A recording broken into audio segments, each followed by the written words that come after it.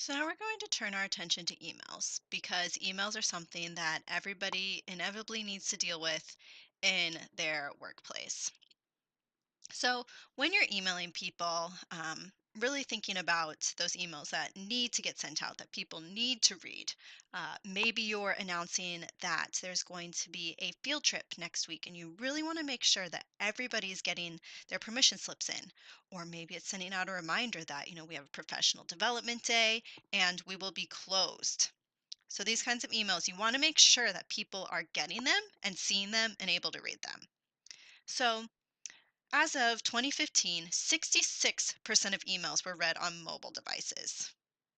It's pretty incredible that it's that much. And that was in 2015. So my guess is that might have gone up.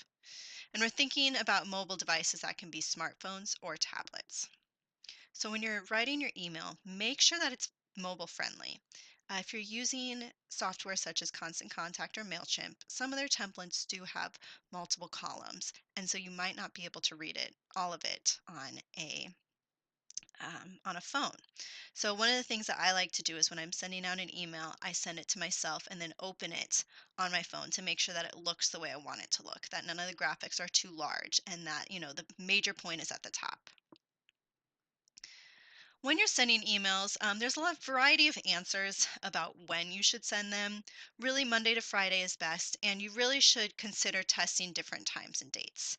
If you're using one of those free email options that I told you about, it can analyze that for you and say most of your emails were opened at this time. And so you can send it close to that time because it's more likely to be read immediately rather than waiting, which we'll get to in just a second.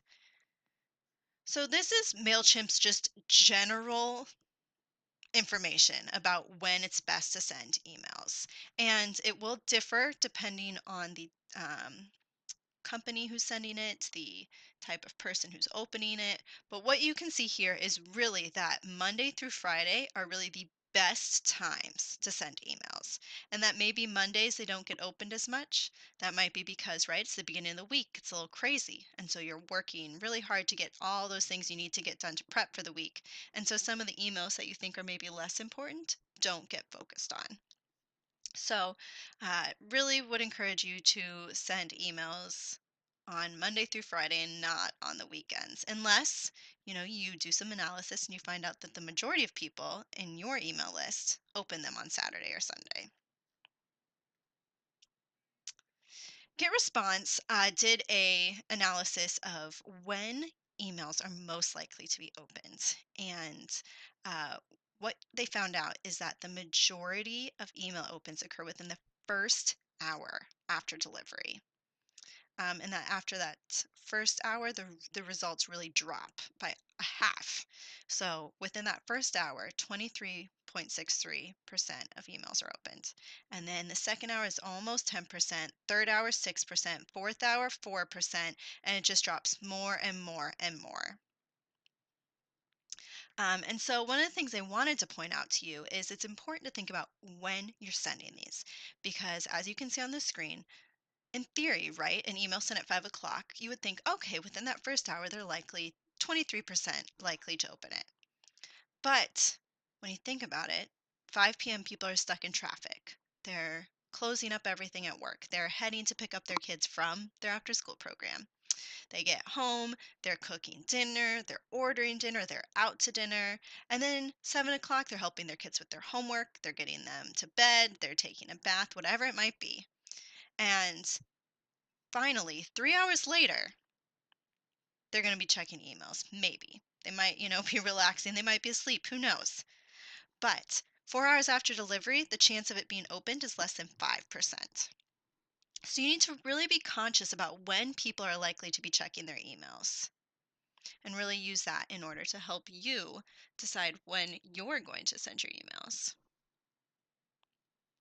So when you're sending an email, there's some etiquette that I always like to remind people of because sometimes it's easy to forget some of these pieces.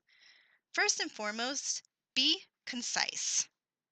Long emails, I think most of you would agree with me. When I get a long email, I try to look at the high points because unless it's from somebody that I know, like, oh, I need to read this, I'm likely going to just look for the bullets, look for the bold, try to figure out the general idea of the email before I decide if I really want to read it.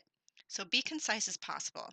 If you are saying we are closed for Professional Development Day, I would put that in bold at the top. Program A will be closed Friday, February 10th for Professional Development Day. You must find other care for your child. And then you can go on to explain why professional development's important. Anything like that that you want to include in your email, but just start at the top and be clear. Always use proper spelling, grammar, and punctuation, of course, and read the email before you send it. There's nothing worse than sending out something and then having to respond immediately a couple hours later. Say, oh, I'm sorry, I know I said the 10th, but I actually meant the 11th. Reread every time. Also, don't use the reply all feature unless it's necessary.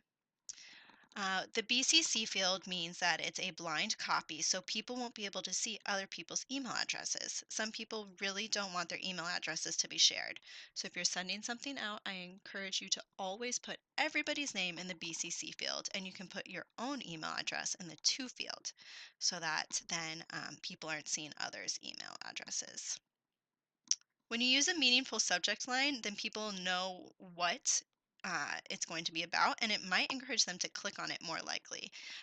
If you just hit that no subject line, people aren't going to know what it's about, and they might just skip over it. But instead, put something meaningful that will grab people's attention and get them excited to open your email. If you're sending out a newsletter, I would not just put, BossNet's weekly newsletter, but put something exciting in it that will get people to click on it and be interested in reading. You want to avoid long sentences, right? Being concise, and create an email list that's updated monthly. You probably have people coming in and out of your program, so make sure it's up to date. And be mindful of how often you're sending emails. Eventually, it will just be like, is that really important? I can skip over it. They'll just send me another email in 2 days. So be mindful about it. So, these are just some tips about email etiquette that are really important to utilize as you're being a professional when you're emailing one another.